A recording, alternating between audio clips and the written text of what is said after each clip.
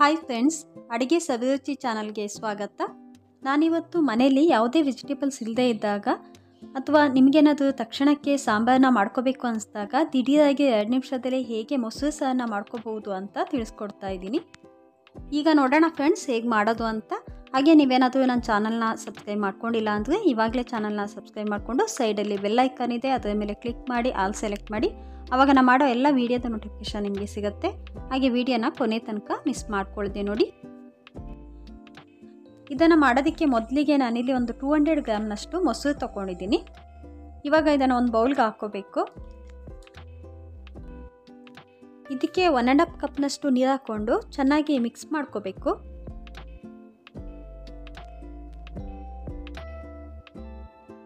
ಇಲ್ಲಿ ಕಾಣುತ್ತಲ್ಲ, ಈ ಅದಕ್ಕೆ ಮೊಸರನ್ನ ಮಿಕ್ಸ್ ಮಾಡ್ಕೊಳ್ಳಿ. ಇದಕ್ಕೆ ಚಿಟಿಕೆ ಹಳದಿ, ಟೇಸ್ಟಿಗೆ ಒಂದು 1/2 ಟೀ ಸ್ಪೂನಷ್ಟು ಸಾಲ್ಟ್ ಹಾಕ್ತಿದ್ದೀನಿ.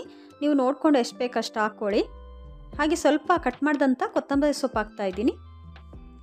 ಇದನ್ನೆಲ್ಲ ಒಂದ್ಸಲ ಚೆನ್ನಾಗಿ ಮಿಕ್ಸ್ ಮಾಡ್ಕೋಬೇಕು. ನೀರನ್ನು ಎಷ್ಟು ಬೇಕಷ್ಟು ನೋಡ್ಕೊಂಡು ಹಾಕ್ಕೊಂಡು ಸ್ವಲ್ಪ ಗಟ್ಟಿ ಅಥವಾ ತೆಳು ನಿಮಗೆ ಯಾವಾಗ ಬೇಕು ಅದಕ್ಕೆ ನೀವು ಇದನ್ನು ರೆಡಿ ಮಾಡ್ಕೋಬಹುದು. ಈಗ ಇದಕ್ಕೆ ಒಗ್ಗರಣೆ ರೆಡಿ ಮಾಡ್ಕೊಳ್ಳೋಣ.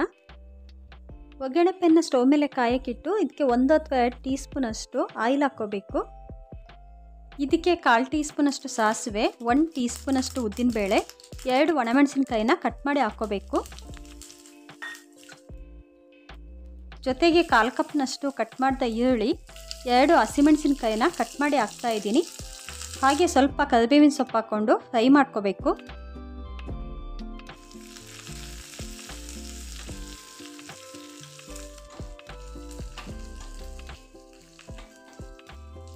ಈ ಒಗ್ಗರಣೆನ ಕೊತ್ತಂಬರಿ ಸೊಪ್ಪು, ನೀರು ಮತ್ತು ಉಪ್ಪೆಲ್ಲ ಹಾಕಿ ರೆಡಿ ಮಾಡ್ಕೊಳ್ಳೋಂಥ ಮೊಸರಿಗೆ ಹಾಕ್ಕೊಂಡ್ರೆ ನೀವೆಲ್ಲ ತುಂಬಾ ಇಷ್ಟಪಡುವಂಥ ತೃಪ್ತಿಯಿಂದ ಊಟ ಮಾಡೋದಕ್ಕೆ ಬೇಕಾಗುವಂಥ ಒಂದು ಮೊಸರು ಸಾಂಬಾರು ರೆಡಿ ಆಗುತ್ತೆ.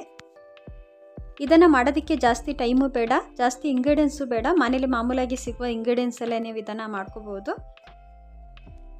ಇದ್ರ ಜೊತೆಗೆ ಹಪ್ಪಳ ಉಪ್ಪಿನಕಾಯಿ ಇದ್ರಂತೂ ನೀವು ಇನ್ನೂ 1 ತುತ್ತು ಅನ್ನನ ಜಾಸ್ತಿನೇ ತಿನ್ಬೋದು.